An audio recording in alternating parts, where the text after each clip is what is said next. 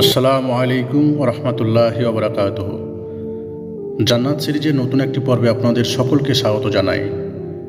আজকের পর্বে আমরা আলোচনা করতে যাচ্ছি কোনো নবী বা কোনো অলি বা কোনো সৎলোকের সাথে সুসম্পর্ক থাকলেই কি জান্নাত যথেষ্ট, এই বিষয়ে আজকে আমরা আলোচনা করব। কোনো লোক এই বিশ্বাস রাখে যে বুজুর্গানে দিন এবং অলিগণ যেহেতু আল্লাহর নিকট বিশেষ মর্যাদাপূর্ণ এবং আল্লাহর প্রিয়, তাই তাদের উপায় ও ওসিলা করা বা তাদের হাতে হাত রাখলে আমরাও তাদের সঙ্গে সরাসরি জান্নাত চলে যাব। তাদের এই আকীদার পক্ষে বড় বড় অফিসারদের উদাহরণ উল্লেখ করে থাকে। যেমন কেউ কোনো মন্ত্রী বা গভর্নরের নিকট যেতে হলে তাকে ওই মন্ত্রী বা গভর্নরের কোনো ঘনিষ্ঠ লোকের সুপারিশ লাগবে। এভাবে আল্লাহর নিকট তার ক্ষমা পেতে হলেও কোনো না কোনো ওসিলা বা উপায় লাগবেই। কোনো বুজুর্গ নিজেরা এ দাবি করে থাকে যে আমাদের সাথে মিশে সে সরাসরি জান্নাত চলে যাবে, আর এই জন্য ওই ধরনের দুনিয়াবি উদাহরণগুলো উল্লেখ করা হয়ে থাকে।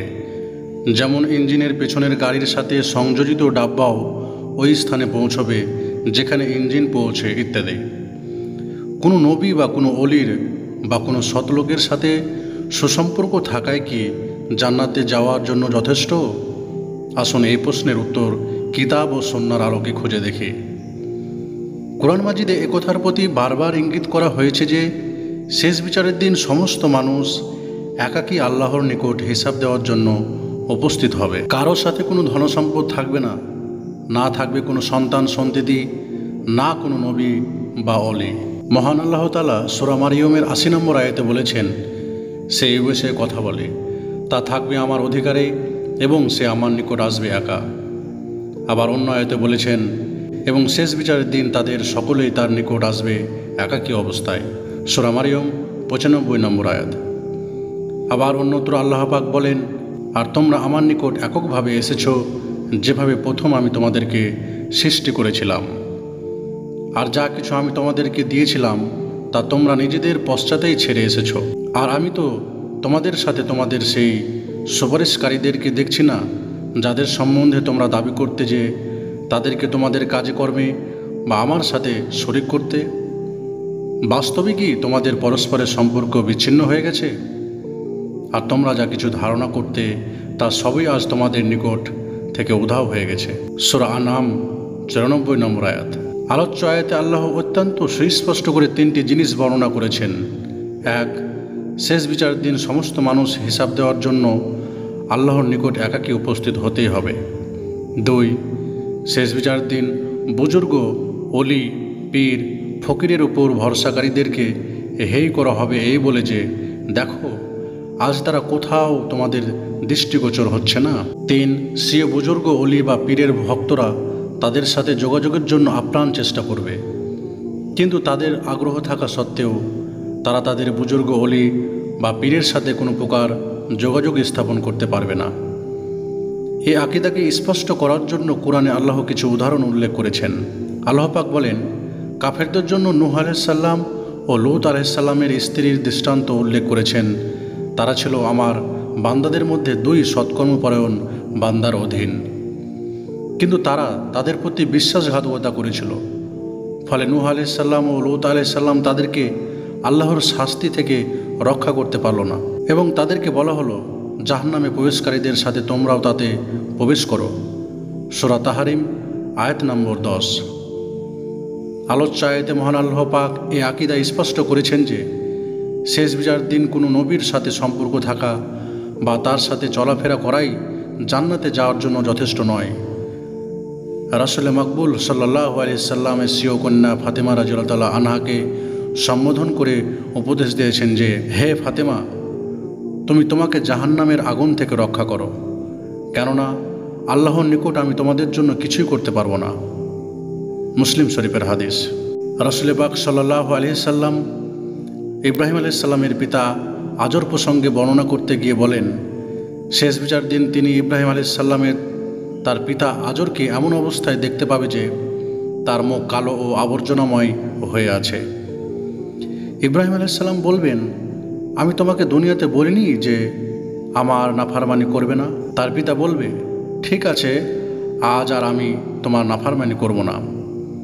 ইব্রাহিম আল্লাহর নিকট দরখাস্ত করবে যে, হে আল্লাহ, হে আমার প্রভু, তুমি আমাকে ওয়াদা দিয়েছিলে যে শেষ বিচার দিন আমাকে অপমানিত করবে না, কিন্তু এর চেয়ে বড় অপমান আর কি হতে পারে যে আমার পিতা আজ তোমার রহমত থেকে বঞ্চিত? আল্লাহ বলবেন, আমি কাফেরদের জন্য জান্নাতকে হারাম করেছি।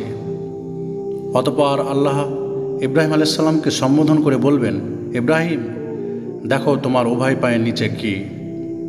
ইব্রাহিম আলাইহিস সালাম তাকিয়ে দেখবেন ময়লা আবর্জনা মিশ্রিত একটি প্রাণী ফেরেশতাগণ তাকে পদাঘাত করে জাহান্নামে নিক্ষেপ করছে। বুখারী শরীফের হাদিস। মূলত ময়লা আবর্জনা মিশ্রিত প্রাণী হবে ইব্রাহিম আলাইহিস সালামের পিতা আজর।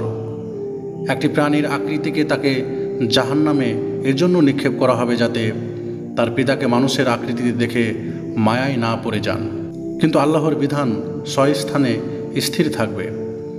যতক্ষণ পর্যন্ত মানুষ সঠিক আকীদা, তাওহীদ এবং সৎ আমলের উপর না থাকবে ততক্ষণ কোনো নবী, ওলি বা আল্লাহর নেক বান্দার সাথে সুসম্পর্ক থাকা বা প্রিয় হওয়া কাউকে না জাহান্নামে থেকে বাঁচতে পারবে আর না জান্নাতে প্রবেশ করাতে পারবে। এ সম্পর্কে এখানে দুটি বিষয় স্পষ্ট করা দরকার মনে করছি। প্রথমত, শেষ বিচার দিন নবী, সৎলোক এবং শহীদগণ সুপারিশ করবে তা সম্পূর্ণ সত্য এবং কিতাব ও সুন্নাতের মাধ্যমে প্রমাণিত। কিন্তু সে সুপারিশ আল্লাহর সন্তুষ্টি এবং তার অনুমতি কর্মে হবে। কোনো নবী, অলি বা শহীদ স্বইচ্ছায় আল্লাহর নিকট সুপারিশ করার সাহস দেখাতে পারবে না। আর এই সুপারিশও হবে একমাত্র ওই ব্যক্তির জন্য যার ব্যাপারে সুপারিশ করার জন্য আল্লাহ অনুমতি দিবেন। মহান আল্লাহ পাক ইরশাদ করেছেন, আল্লাহর অনুমতি ব্যতীত কে তার নিকট সুপারিশ করবে? সূরা বাকারা 255 নম্বর আয়াত। দ্বিতীয়ত, আল্লাহর অলিকে শেষ বিচার দিন কাকে সুপারিশের অনুমতি দেওয়া হবে আর কাকে তা দেওয়া হবে না তা একমাত্র আল্লাহরই ভালো জানেন।